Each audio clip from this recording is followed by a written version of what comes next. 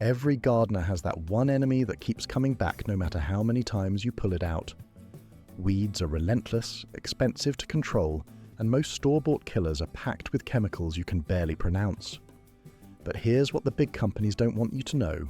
The most effective weed killer might already be sitting in your kitchen pantry.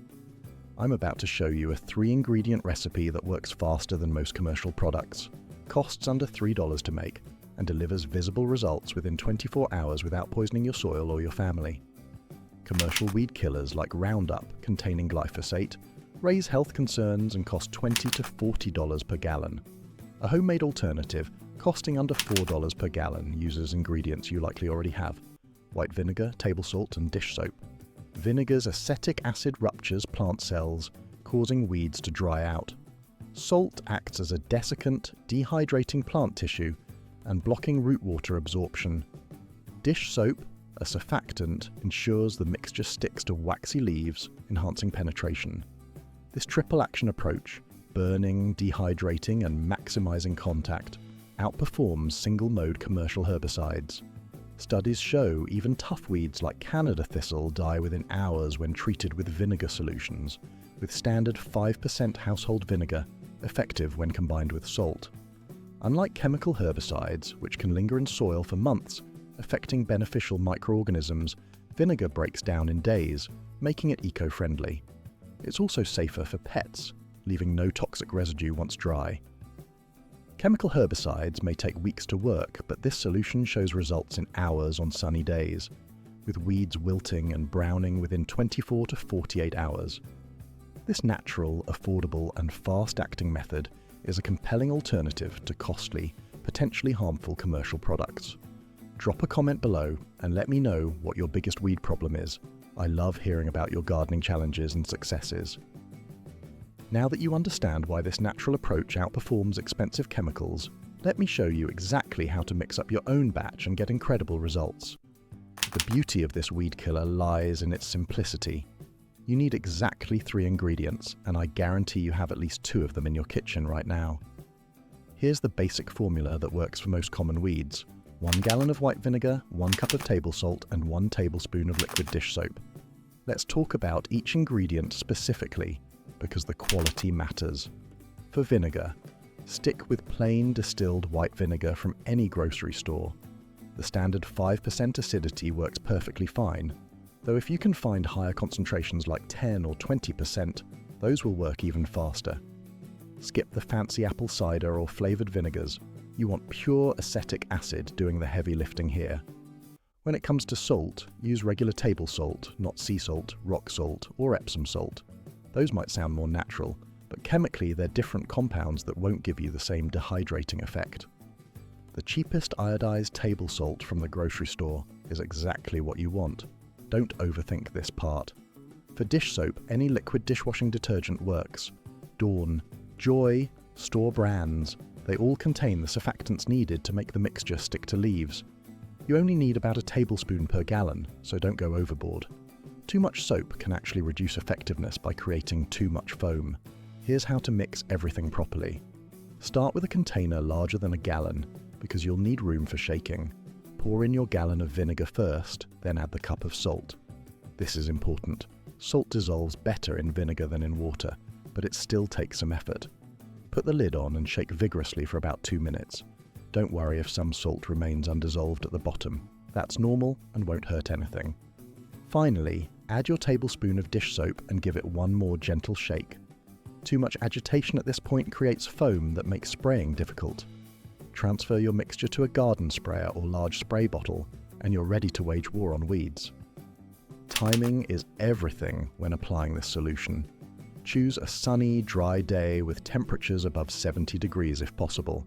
The heat accelerates the drying process, and sunlight amplifies the vinegar's burning effect. Avoid windy conditions that might drift your spray onto plants you want to keep, and never spray if rain is expected within 6 hours. Water will dilute the mixture and wash it away before it can work. When you're ready to spray, thoroughly saturate the weeds from top to bottom. Don't just mist them, you want those leaves dripping wet.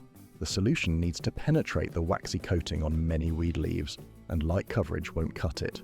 Pay special attention to the center crown of the plant where new growth emerges, as hitting this area prevents regrowth. Results happen fast with this formula.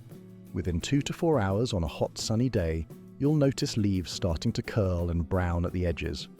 By the next morning, most treated weeds will look visibly damaged, and within 48 hours they'll be completely brown and crispy. Young, tender weeds die faster than established ones with thick, waxy leaves. For storage, this mixture is kept indefinitely in a sealed container. The salt might settle to the bottom over time, so just give it a good shake before each use. Keep it in a cool, dark place away from children and pets, and always label your containers clearly. 1 gallon treats roughly 500 square feet of heavily weeded area, though your coverage will depend on weed density and how thoroughly you spray. Most people find they can tackle their entire property's weed problems with just 2 or 3 gallons mixed throughout the growing season. Getting amazing results with this homemade weed killer isn't just about mixing the right ingredients. It's about applying them strategically. The difference between mediocre results and complete weed destruction often comes down to technique and timing. First, let's address the elephant in the room.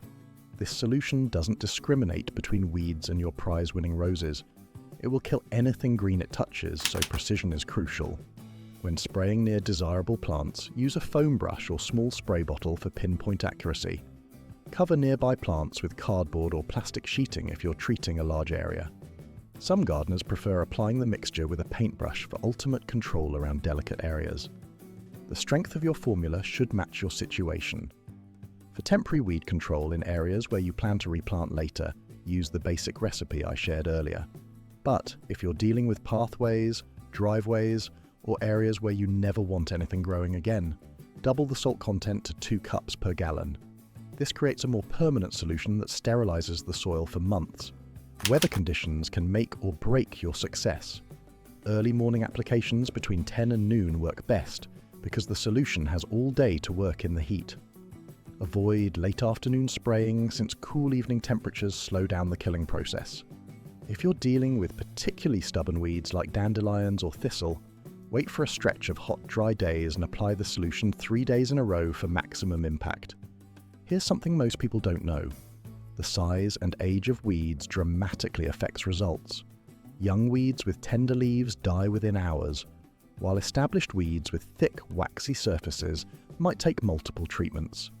For mature weeds, consider cutting them back to about 2 inches before spraying. This removes the protective older growth and forces the solution to contact the tender new shoots emerging from the base. Different weed types require different strategies. Broad-leafed weeds like plantain and clover have large surface areas that absorb the solution quickly. Grass-type weeds like crabgrass have narrow leaves with waxy coatings that resist absorption, so they need extra heavy applications and possibly a second treatment a week later. Woody weeds like small tree saplings or vine growth might require the double-strength formula applied directly to cut stems. The soil type in your area also matters more than you might think. Sandy soils drain quickly, so the salt component washes away faster, potentially requiring more frequent applications. Clay soils hold on to salt longer, making treatments more permanent but also riskier if you ever want to plant in those areas again. In garden beds with a rich organic soil, stick to the vinegar-only formula to avoid long-term soil damage.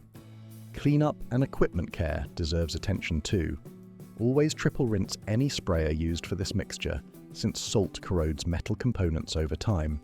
If you have an expensive battery-powered sprayer, the extra cleaning effort will extend its life significantly.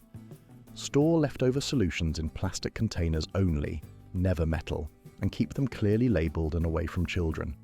For maximum effectiveness, combine this spray with smart prevention strategies. After killing existing weeds, apply a thick layer of mulch to prevent new seeds from germinating. In pathways and driveways, consider following up your weed treatment with landscape fabric or additional gravel to create a long-term barrier. Remember that this approach works best as part of a comprehensive weed management strategy, hand-pulling small weeds when soil is moist, maintaining healthy grass that can outcompete weeds, and addressing underlying issues like compacted soil or drainage problems will reduce your overall weed pressure and make spot treatments more effective. There you have it, a powerful weed killer that costs pennies, works in hours and keeps your family safe from harsh chemicals. Try this 3-ingredient formula on your toughest weeds and watch them surrender faster than you ever imagined possible. Your wallet and your garden will thank you. If you found this homemade solution as game-changing as I did, you'll definitely want to check out this next video about turning kitchen scraps into powerful organic fertilizer.